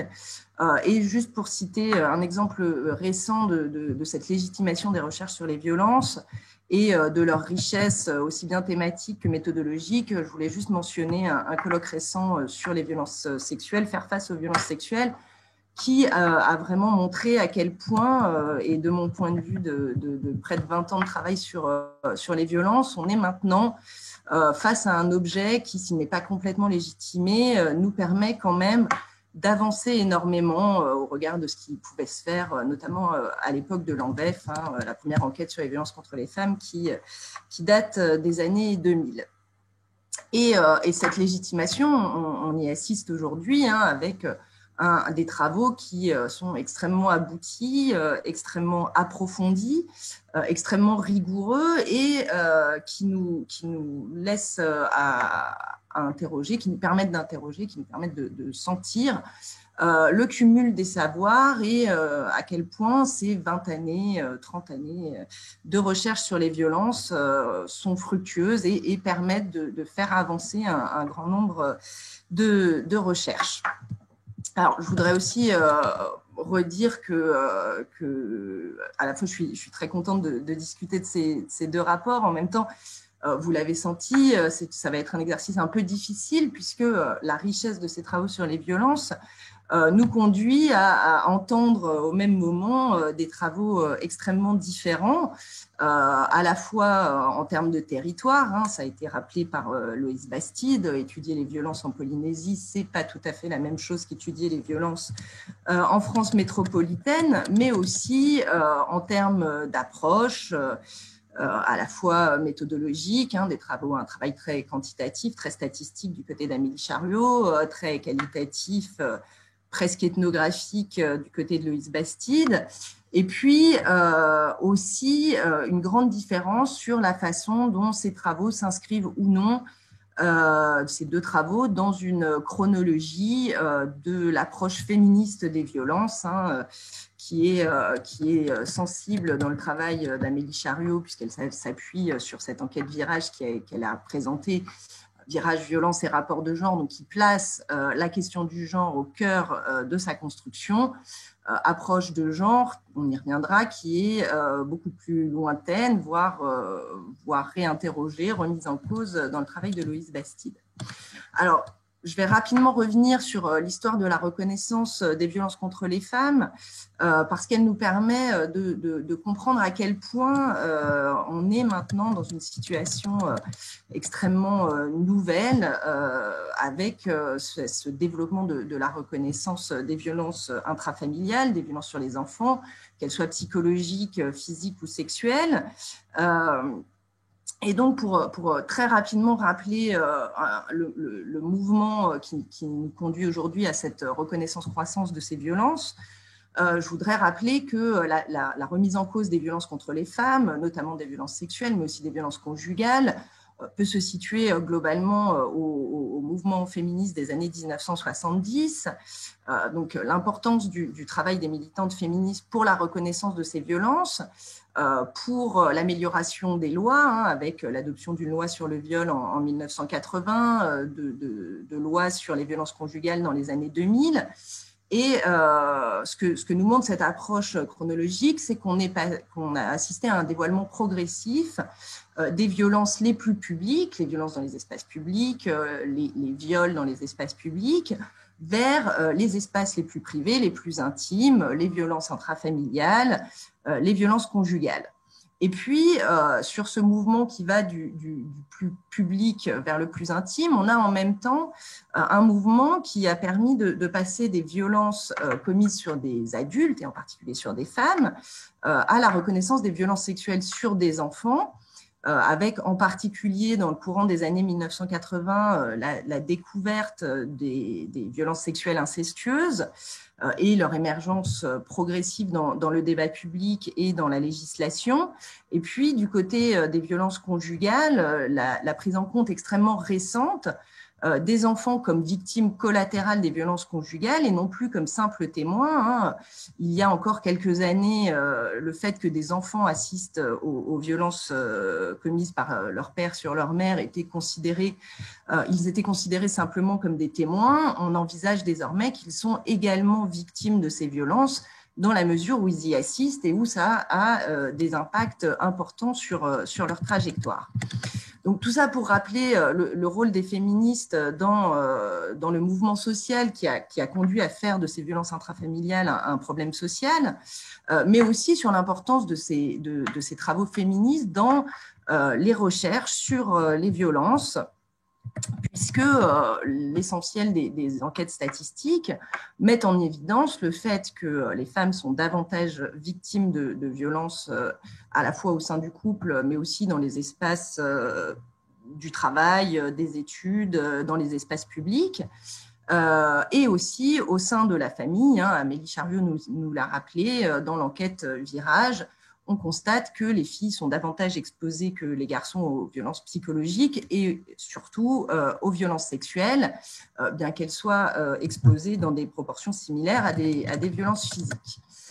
Donc, à la fois l'importance du genre dans les enquêtes, dans la construction de Virage, dans la littérature, on a de nombreux travaux qui ont montré en quoi l'analyse des violences était difficilement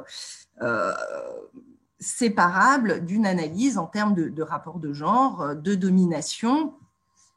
Et c'est le parti pris d'abord de l'enquête en VEF dans les années 2000, mais aussi de l'enquête Virage, que de considérer que violence et genre sont étroitement liés, notamment dans la mesure où femmes et hommes sont différemment socialisés à la violence, dans la mesure où les violences contre les femmes sont très largement banalisées, qu'il s'agisse du harcèlement de rue, mais aussi pendant longtemps du harcèlement sexuel au travail ou de certaines formes de violences sexuelles au sein du couple ou au sein de la famille, alors même que, ainsi que nous l'a rappelé Amélie Chariot, ces violences ont des conséquences importantes en termes de parcours de vie.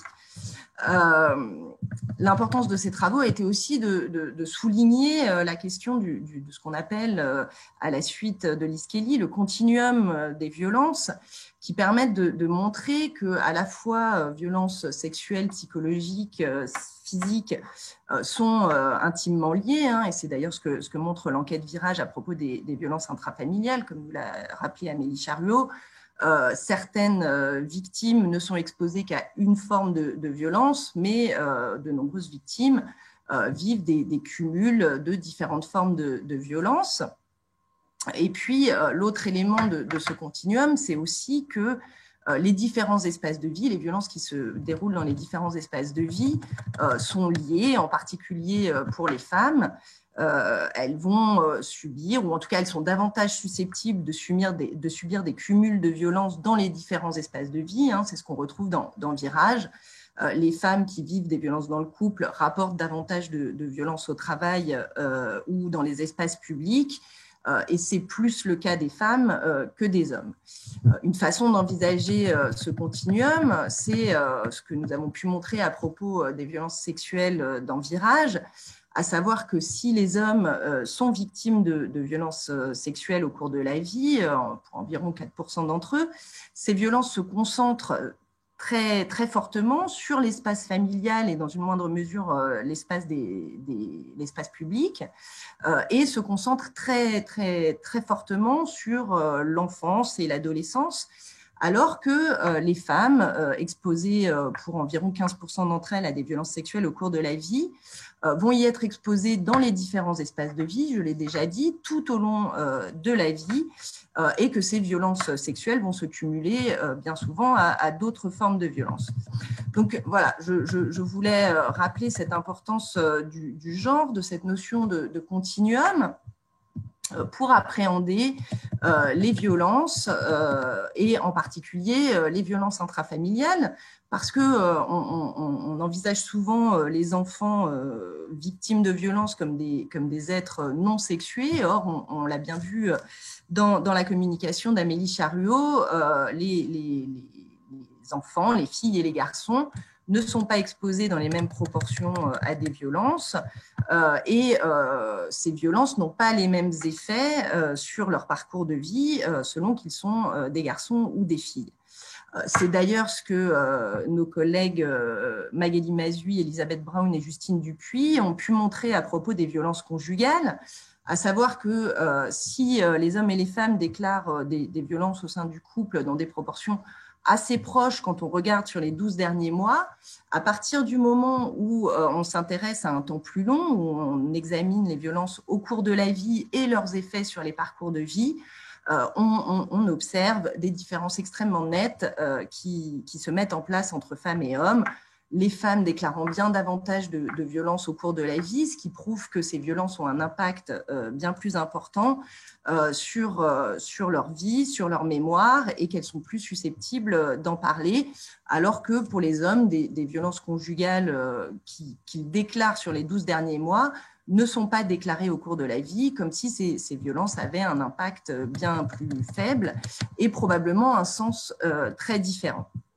Alors, je vais maintenant faire quelques questions très rapidement, parce que je vois que le temps file, à Amélie en particulier. Hein, donc, je voulais la remercier pour ce travail extrêmement riche d'analyse des effets des violences intrafamiliales sur les parcours de vie. Alors, ce qu'elle nous a montré, hein, c'est qu'on a une faible proportion d'hommes victimes de violences sexuelles, ce qui l'a empêché de les présenter en tant que catégorie à part entière.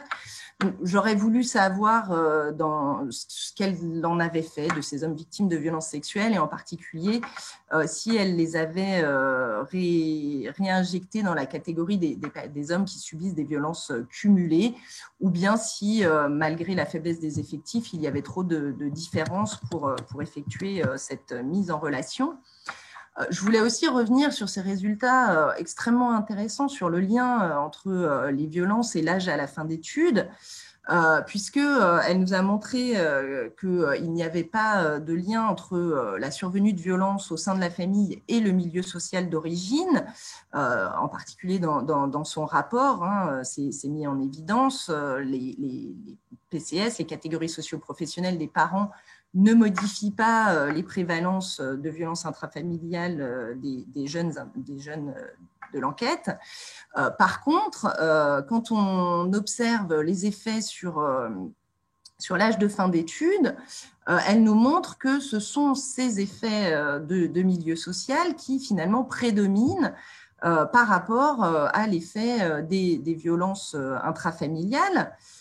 Et donc, ce que je me demandais, c'est dans quelle mesure on peut envisager ce résultat comme le signe d'une prise en charge différenciée en fonction des milieux sociaux des violences. Autrement dit, on pourrait imaginer que si les violences se produisent dans des proportions proches, voire identiques au sein des différents milieux sociaux, l'effet sur les études et donc l'effet sur les trajectoires des hommes et des femmes vont être différentes en fonction de ce milieu social, notamment, et enfin peut-être, en tout cas j'aimerais avoir l'avis d'Amélie Charriot, en raison de prise en charge différenciée. Par exemple, l'intervention de l'aide sociale à l'enfance, des services sociaux dans les milieux sociaux les moins favorisés, ce qui a été attesté par de nombreux travaux, qui vont à la fois, cette prise en charge qui va à la fois constituer une protection, mais aussi représenter l'entrée dans un groupe qui est particulièrement exposé à des difficultés sociales et scolaires. Voilà. Et donc, j'aurais voulu avoir son avis et peut-être lui demander si il serait possible de mener des analyses séparées selon le milieu social d'origine pour tester cette hypothèse. Je ne vois pas le temps qui me reste, je pense qu'il me reste très très peu de temps. Je voudrais aussi, je voudrais juste poser deux dernières petites questions sur ce qu'elle nous a montré sur l'entrée dans la sexualité, le premier rapport sexuel. Lorsqu'on analysait l'enquête en VEF, on voyait que certaines personnes, certaines femmes qui déclaraient des violences sexuelles déclaraient, ou des viols en particulier, déclaraient ces viols comme des premiers rapports sexuels, puisque ce sont des questions qui se produisent à des moments différents du questionnaire, alors que d'autres évoquaient leur premier rapport consenti lors de ces questions et parlaient des viols exclusivement dans les modules consacrés aux violences. Donc, j'aurais souhaité savoir si Amélie avait regardé cela et si des éléments ressortaient à partir de Virage. Et puis, dernière question sur l'âge au premier enfant. J'aurais voulu savoir si elle observait des différences, puisqu'elle évoque dans son rapport l'infécondité volontaire, si elle observait des différences dans sa population de personnes victimes de violences intrafamiliales en termes d'infécondité volontaire, à savoir ou involontaire d'ailleurs, mais de la proportion dans son échantillon de femmes et d'hommes qui demeureraient sans enfants à 34 ans et si elle était différente selon l'expérience des violences. Et puis, voilà, je voudrais à nouveau remercier les deux collègues pour leur contribution, la richesse des données, des interrogations, des réflexions qu'ils nous ont présentées. Et puis voilà, remercier Amélie pour cette analyse des trajectoires qui montre des ruptures, des risques, mais sans déterminisme, qui nous montre que si l'expérience des violences intrafamiliales peut avoir des effets et des effets lourds sur les trajectoires, ce n'est pas systématiquement le cas et ce n'est pas sans lien avec les autres caractéristiques sociodémographiques. Voilà, je vous remercie. Merci beaucoup Alice, merci pour toutes ces questions, merci aussi pour le temps que tu as pris à entendre, à écouter, à travailler autrement les données de Virage par ce que proposait Amélie et puis par la lecture que propose aussi Loïs sur la question des violences et qui vient croiser aussi tes problématiques de recherche que tu peux rencontrer. Il y a juste une petite question qui a été posée sur le fil chat à laquelle, à mon avis, tu as la réponse en quelques mots, qui était comment peut-on expliquer qu'il y ait plus d'hommes auteurs de violences, et je sais que ça fait partie de tes spécificités d'enquête.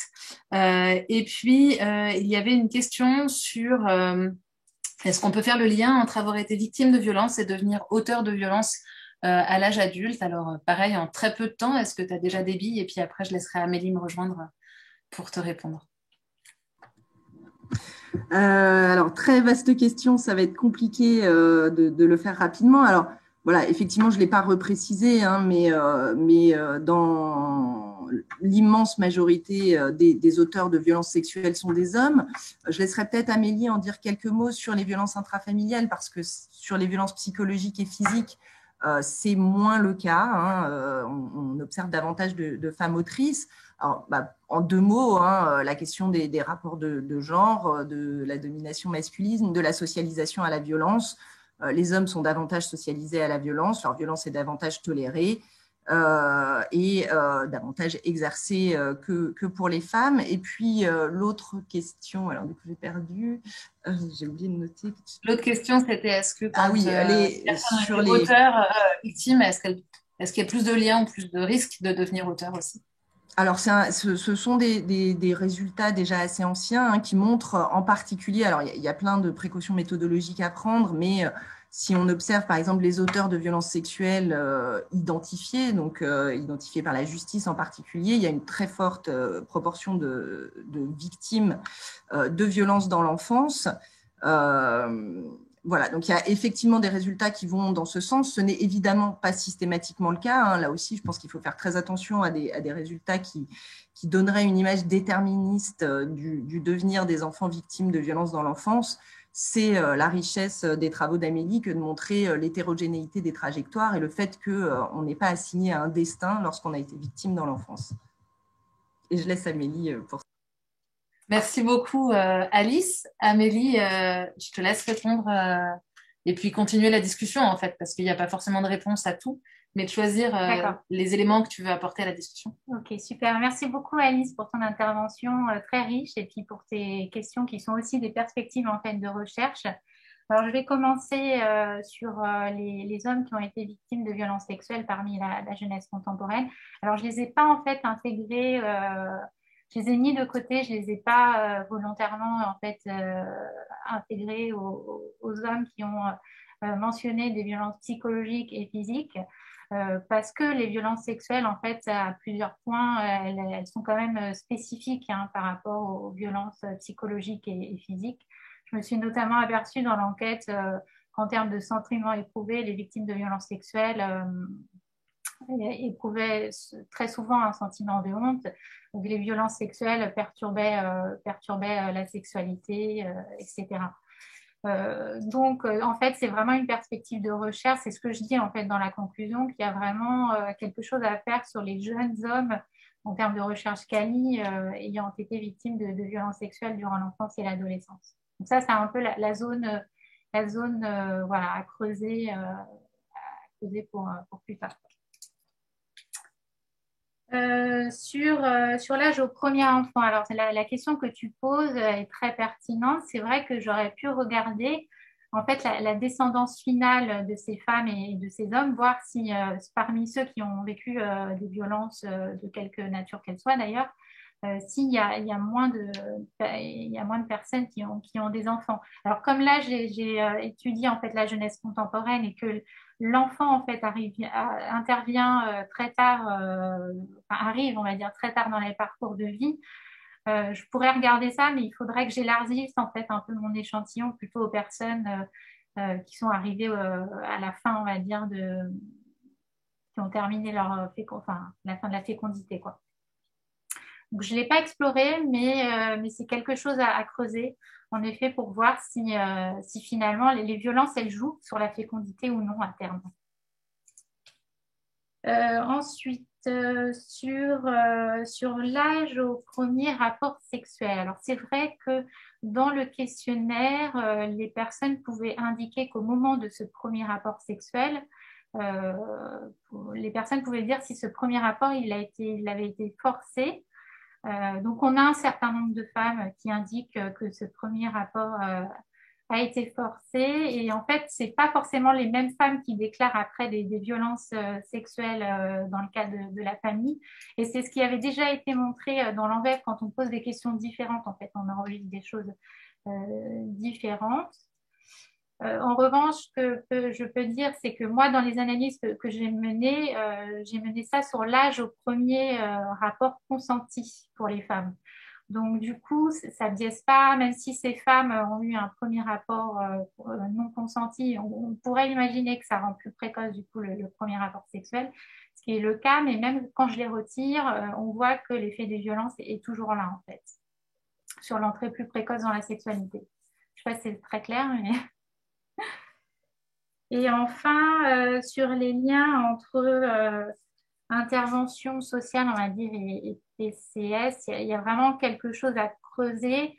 Alors là, c'est vrai que dans l'enquête virage, on saisit en fait on peut repérer en fait les personnes qui ont été prises en charge par la protection de l'enfance, qui ont bénéficié en fait d'une mesure d'assistance éducative ou d'un placement. Et je m'étais aperçue que cette population quand même était vraiment spécifique à plusieurs égards. Et j'avais l'impression que voilà, c'était plutôt des enfants issus de milieux populaires, mais je n'ai pas pu conduire d'analyse plus spécifique selon le milieu social d'origine, parce qu'en fait, le nombre d'enfants pris en charge parmi la jeunesse contemporaine reste quand même assez faible et du coup mes statistiques ne sont pas assez robustes. Donc si on souhaite étudier à l'avenir cette question, on a tout intérêt à prendre en fait toutes les personnes qui ont été prises en charge par la protection de l'enfance, mais dans l'ensemble de l'échantillon. Voilà. Merci. Merci Amélie. Alors, ce qu'on va continuer de travailler, ça va être le parcours d'une partie de ces jeunes, les liens avec le rôle de la protection de l'enfance dans les réponses aux violences et aux violences subies dans le cadre familial, le lien avec la place de la protection de l'enfance en fonction des milieux sociaux des familles et de s'interroger aussi sur est-ce qu'à type de violence égale, il y a le même type de réponse. Alors, c'est des questions qui sont posées par certaines et certains d'entre vous, qui ont été travaillées au moins en partie par Isabelle Lacroix et sur lesquelles Amélie pourra revenir ensuite éventuellement. Donc, sans transition aucune, je vais laisser la parole à Isabelle Lacroix. Isabelle, elle est chercheuse en sociologie, membre du laboratoire Printemps de l'Université Saint-Quentin en Yvelines, et elle a contribué à la grosse enquête ELAP, qui travaille sur les parcours et le passage à l'âge adulte des jeunes, justement, qui sont passés par la protection de l'enfance. Isabelle, je te laisse la parole et merci. D'accord. Bonjour, est-ce que vous m'entendez bien? Oui, parfait. Parfait. D'accord. Je voudrais tout d'abord remercier aussi l'INJEP et en particulier Yael Amselem-Mingui de m'avoir permis de discuter ces 2 rapports de recherche complètement inédits sur les questions de violence familiale, inédits autant dans leur approche théorique que méthodologique et dans les résultats de recherche que cela produit. Alors, je vais d'abord faire en 2 temps. Je vais d'abord présenter les apports de ces 2 travaux, puis ensuite poser des questions. Mais déjà, dire que de nombreux travaux scientifiques et des rapports publics ont constaté le manque de données statistiques et épidémiologiques en France sur les violences familiales et la nécessité de trouver des outils d'observation afin de mieux saisir l'ampleur du phénomène et ses conséquences pour les enfants et la société. Alors, il y a plusieurs sources de données qui sont produites aujourd'hui sur les violences faites aux mineurs, à la fois des enquêtes de victimation dans lesquelles se situe Virage et celles issues des bases administratives provenant le plus souvent des ministères, comme par exemple le service statistique ministériel de la sécurité intérieure, la SSMIC. Mais ces données sont encore faibles numériquement, à la fois dans leur approche quantitative et qualitative. Encore peu de travaux aussi en sciences sociales interrogent directement les victimes et les auteurs de violences familiales en population générale, mais aussi d'autant plus dans les territoires ultramarins, d'où l'importance de ces 2 travaux qui viennent d'être publiés à l'INJEP. Pour Amélie Chariot et Louise Bastide, le premier rapport de leurs travaux réside dans leur approche théorique. Il faut quand même tout d'abord souligner combien leurs différentes approches font un pas de côté sur une grande partie de la littérature aujourd'hui sur les violences intrafamiliales, qui est prise d'emblée par ce que dit Louise Bastide dans son rapport, par des jugements moraux, où les actes qualifiés comme violents sont moins constitués comme objet scientifique que comme problème à résoudre, comme déviance à redresser. Et ce que dit Louise Bastide dans son rapport, page 18, est vraiment crucial dans l'état actuel où la sociologie a été attaquée et taxée de culture de l'excuse. Comme dit Louise Bastide dans son rapport, il est nécessaire de désintéresser la notion de violence afin de se débarrasser de son contenu normatif. Il ne s'agit pas de savoir si la violence est bonne ou mauvaise, normale ou pathologique, mais de comprendre comment elle fonctionne. Autrement dit, le point de vue ne peut pas être simultanément normatif. C'est-à-dire qu'il dit bien dans son rapport, il faut distinguer deux temps, le moment analytique de la démarche scientifique et le moment politique de l'action sociale. Et je trouve que ces deux rapports séparent bien ces deux temps, et j'y reviendrai parce que les deux rapports présentent des pistes pour l'intervention sociale à la fin. Mais tout d'abord, donc Amélie Chariot, tu inscris ta réflexion dans l'analyse des effets ou non-effets des violences intrafamiliales sur l'entrée dans l'adulte. Donc tu croises le champ de la violence intrafamiliale avec la littérature sur la transition vers la vie adulte, ce qui est inédit, car la plupart des travaux regardent ces effets sur l'ensemble du parcours de vie et non pas dans ce passage de l'adolescence à l'âge adulte. Et la recherche ELAP sur l'autonomisation des jeunes après le placement, qui est coordonnée par Isabelle Fréchon, a pu montrer que cette période de l'adolescence, ce passage de l'adolescence à l'âge adulte, c'est une période clé dans la vie des jeunes qui ont subi des adversités au cours de leur enfance. Et Amélie Chariot, donc, elle scrute ces 5 étapes de l'entrée dans la vie adulte, que sont la fin des études, on a entendu le premier emploi, la décohabitation, l'entrée dans la sexualité, l'arrivée du premier enfant. Et donc, de voir comment ces étapes sont franchies de façon différente chez les jeunes qui ont subi des violences dans l'enfance par rapport aux autres jeunes. Et là, c'est vraiment inédit aussi parce que la plupart des travaux, souvent plus des travaux en psychologie ou en psychiatrie, articulent ce questionnement plutôt sur le champ de la santé. Et là, je renvoie aux travaux comme ceux d'Anne Turst, qui constate le mauvais état de santé général à l'âge adulte de ceux ayant vécu des maltraitances enfants, ou d'autres travaux comme ceux de Jacqueline Wanland qui explorent en fait les liens entre la maltraitance vécue enfant et les consommations à risque au moment de l'entrée dans l'âge adulte. Donc, c'est là où vraiment les travaux d'Amélie Chariot sont importants, qu'elle regarde d'autres dimensions de la vie adulte de ces jeunes ayant subi des violences avant 18 ans dans la sphère familiale. Ce qui est aussi vraiment majeur dans ces travaux, c'est qu'il y a peu d'études qui explorent le phénomène dans son ensemble. Souvent, les échantillons ils sont trop petits, ce qui est insuffisant pour étudier les effets de chaque forme de violence ou leur combinaison sur l'âge adulte. Mais là, vraiment, l'ampleur des données statistiques d'Amélie le permet. Pour Louise Bastide, vraiment, ce qui est innovant, c'est son approche de la sociologie de la violence familiale. En fait, la plupart du temps, c'est saturé d'approches le plus souvent psychologiques et criminologiques qu'il explique par des déterminismes individuels. Louise Bastide, lui, va s'appuyer en fait sur les travaux de Randall Collins, qui est un chercheur américain assez méconnu en France, qui est d'ailleurs beaucoup plus utilisé dans le champ de la violence politique. Mais Randall Collins, il va à rebours sur l'idée qu'il y aurait des propriétés individuelles qui pousseraient à la violence, et que cette idée, donc il va à rebours que des individus seraient prédisposés à la violence. Le facteur déterminant pour lui ne résiderait pas dans la trajectoire et la psychologie des individus, mais dans la dynamique de la situation, favorisant ou non le passage à l'acte. Selon lui, il n'y a pas d'individus violents, mais des situations violentes. Et donc, Louise Bastide, dans son rapport, il va utiliser cette approche situationnelle de la violence familiale, ce qui permet d'avoir un regard très fin sur cette question et vraiment de l'appréhender dans toute sa complexité. Et notamment, il permet de voir qu'aucun groupe social ne peut être caractérisé comme globalement par son niveau de violence. Et du coup, en plus, là, on est dans les territoires polynésiens, il n'a pas une lecture essentialisante, alors que dans les représentations, certains pourraient l'associer à la culture polynésienne. De plus aussi, en regardant les situations plutôt que les propriétés individuelles, il va voir toute la plasticité des rôles. Et sur ce point, le chapitre 9 de son rapport est assez majeur sur les agencements situationnels et les changements de rôle selon les situations d'auteur, victime de violence et du passage du rôle d'observateur de la violence à celui de perpétrateur ou victime. Donc, on voit vraiment une labilité des rôles selon les situations de violence. De même, il utilise aussi beaucoup des notions qu'on voit plutôt en violence politique comme terrorisme, carrière violente, sortie de la violence.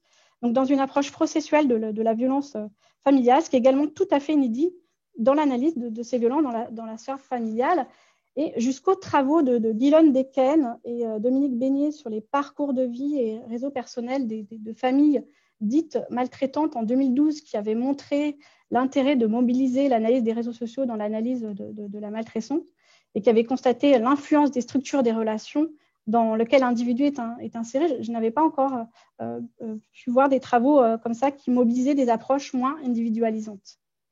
Ensuite, la richesse vraiment aussi de ces deux travaux, je vais rapidement y passer, c'est vraiment méthodologique.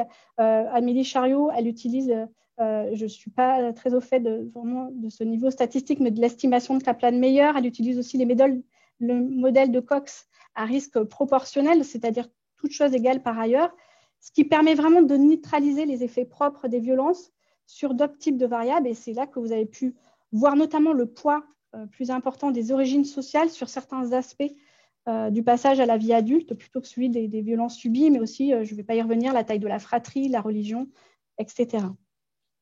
J'en viens maintenant à la période de questions. Alors, pour un sociologue, les difficultés et limites de l'objectivation statistique sont bien connues, hein, les indicateurs retenus, la collecte des données, l'interprétation des chiffres. Si on fait là aussi encore l'analogie avec les questionnements de chercheurs qu'on peut voir actuellement sur les questions de violence politique, et je vous renvoie au dernier livre de Isabelle Sommier-Chrétier et François Diger, qui pose la question des difficultés à recueillir les données sur la violence politique, mais on peut se poser les mêmes questions sur la violence familiale. C'est que les chercheurs sont dépendants des données officielles produites par l'État, avec les problèmes que cela pose, et d'abord aussi en privant les chercheurs du choix des indicateurs. Et il y a tout l'enjeu d'en proposer d'autres au regard des recherches empiriques. Et donc là, j'aimerais revenir avec les deux auteurs de rapport sur les choix de catégories de violence. Amélie, tu utilises les catégories officielles qui parfois se rapprochent un peu des catégories de l'OMS. Et j'aurais bien voulu que tu reviennes sur ce choix, notamment de fondre violence physique et psychologique, de mettre aussi à part la violence sexuelle. Comment tu te situes dans la littérature actuellement sur la polyvictimisation? Donc la polyvictimisation, ça a été introduit par le chercheur américain David Finkelhor, qui montre cette littérature que plus que les formes de violence, ce sont le cumul de ces formes qui entraînent des effets négatifs, tant sur la santé mentale que le devenir à l'âge adulte. Par ailleurs, au Québec, il y a des travaux qui ont montré que la polyvictimisation est beaucoup plus présente chez les jeunes pris en charge par la protection de l'enfance. Je reprends des chiffres, 34% des enfants qui sont pris en charge par la protection de l'enfance entre 2 et 11 ans ont subi 4 formes ou plus de victimisation sur une période d'1 an, contre 5% des enfants de la population générale. Et par ailleurs, quand on lit tes travaux, on se demande aussi à la lecture si ceux qui cumulent les violences subies dans la sphère familiale sont aussi les plus touchés par la violence extra-familiale à l'école ou ailleurs. Par ailleurs, au regard de la définition aussi qu'on entend de l'OMS, je n'ai pas vu dans les deux travaux la catégorie négligence grave qu'on voit pour les violences sur mineurs. Et donc, c'est vrai que j'aurais bien aimé aussi savoir pourquoi vous ne l'avez pas mobilisé. Des travaux plutôt anglo-saxons montraient qu'il s'agit des formes. Bon, là, c'est aussi parce qu'ils utilisent la notion de maltraitance, mais c'est une des formes de maltraitance dont les répercussions à l'âge adulte sont les plus graves et les moins réversives. Du côté de Louise Bastide, comme Randall Collins, dans son rapport, lui, il a une définition très, très, très resserrée sur la violence familiale. Il prend d'abord la violence physique comme catégorie, et ensuite les autres facteurs sont considérés comme secondaires, sans toutefois les effacer. Et d'ailleurs, il dit que dans son rapport, qu'il ne veut pas en fait utiliser les catégories de violence déterminées au préalable, mais qu'il préfère aller vers une quantification du phénomène à partir des catégories d'analyse empirique fondées. Alors, c'est très intéressant les questionnements qu'il pose sur la comparaison de ce phénomène entre territoires métropolitains et ultramarins, notamment sur la notion de famille, qui ne s'entend pas de la même manière dans les différents territoires français. Ce sont des débats qu'on peut souvent avoir en comparaison internationale sur les comparaisons statistiques entre pays.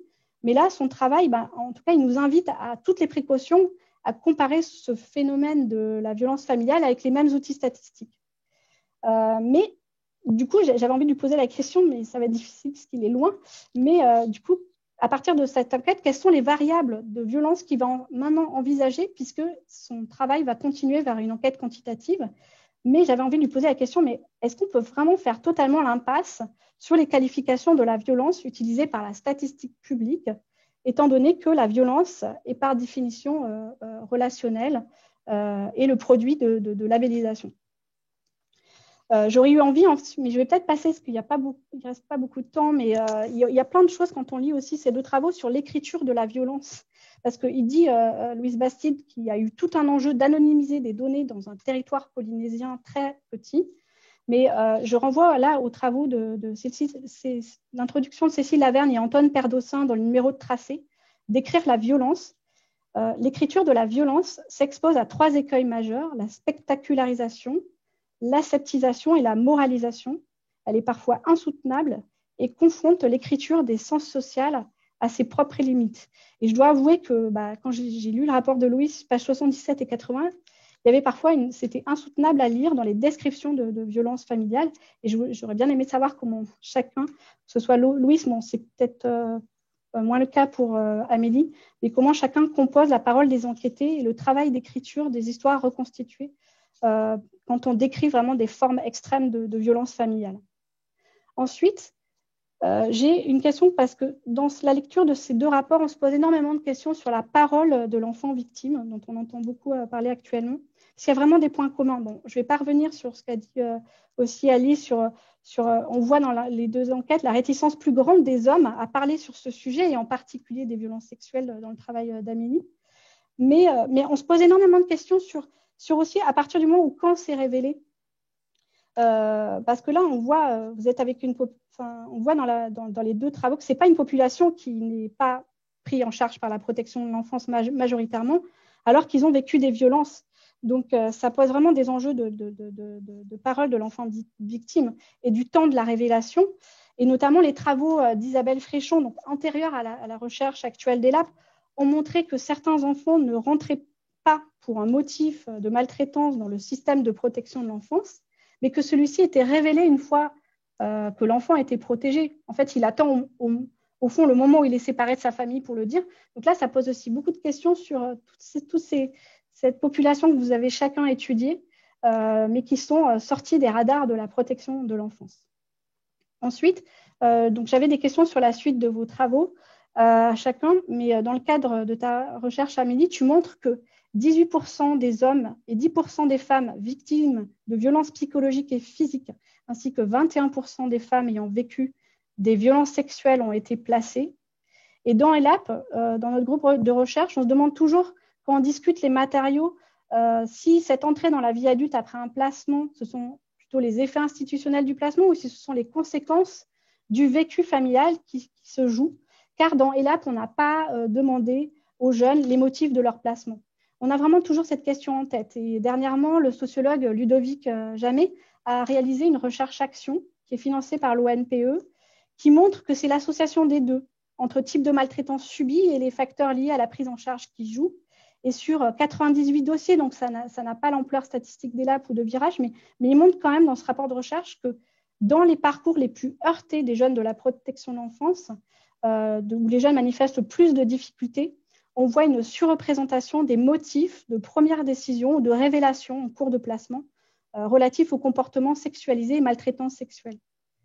Donc voilà, la question c'est est-ce qu'à l'avenir, on aurait, dans le groupe ELAP, on aimerait vraiment que vous travailliez spécifiquement sur cette partie de recherche, sur est-ce que les jeunes qui ont connu des violences et qui ont connu des mesures d'assistance éducative de placement, est-ce que c'est possible pour vous de le faire ou les échantillons sont trop faibles pour que vous puissiez interpréter les données?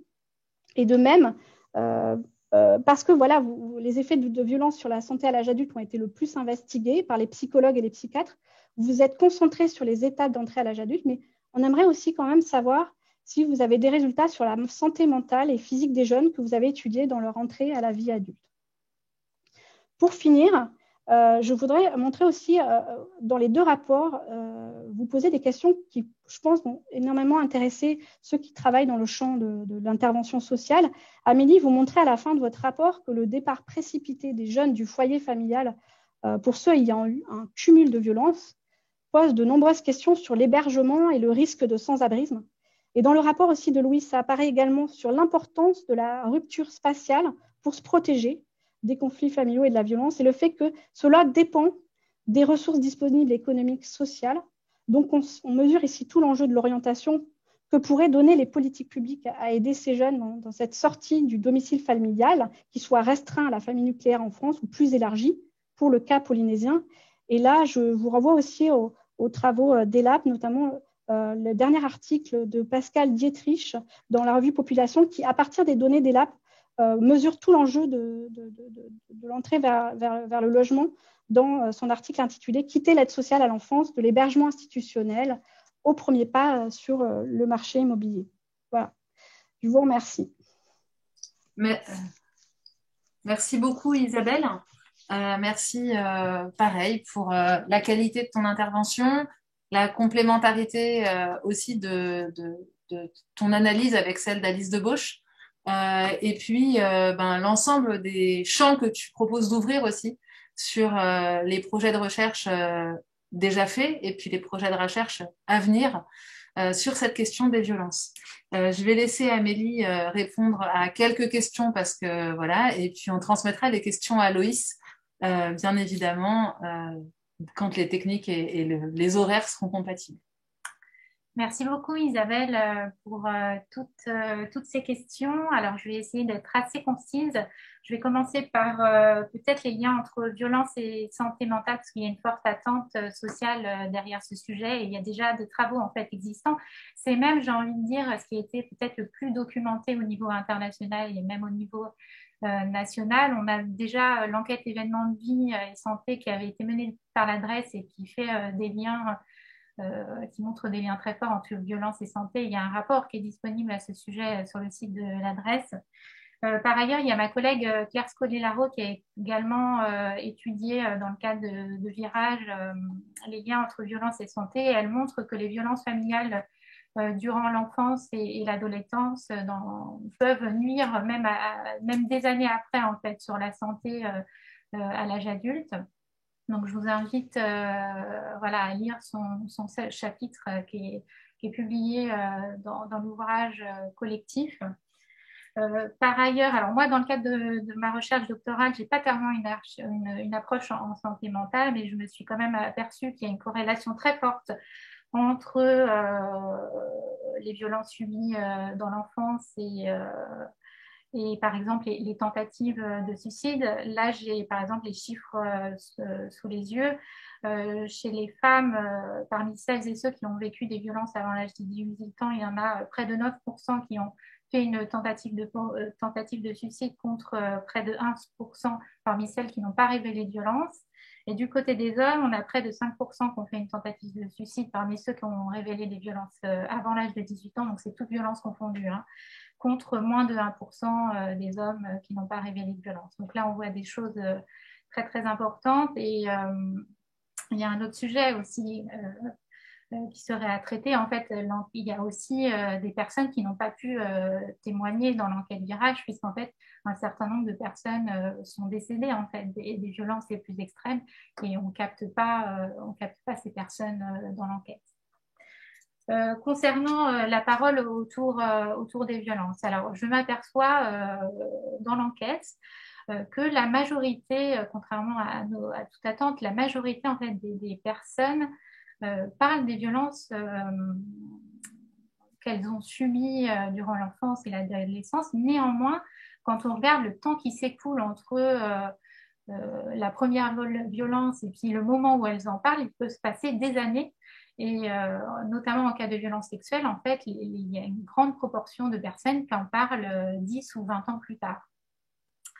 Et concernant les différences entre hommes-femmes, je vois en effet dans l'enquête que les hommes ont un peu plus de difficultés pour parler des violences que les femmes, donc, ce qui peut aussi s'expliquer par une socialisation différenciée. Les femmes étant peut-être, on va dire,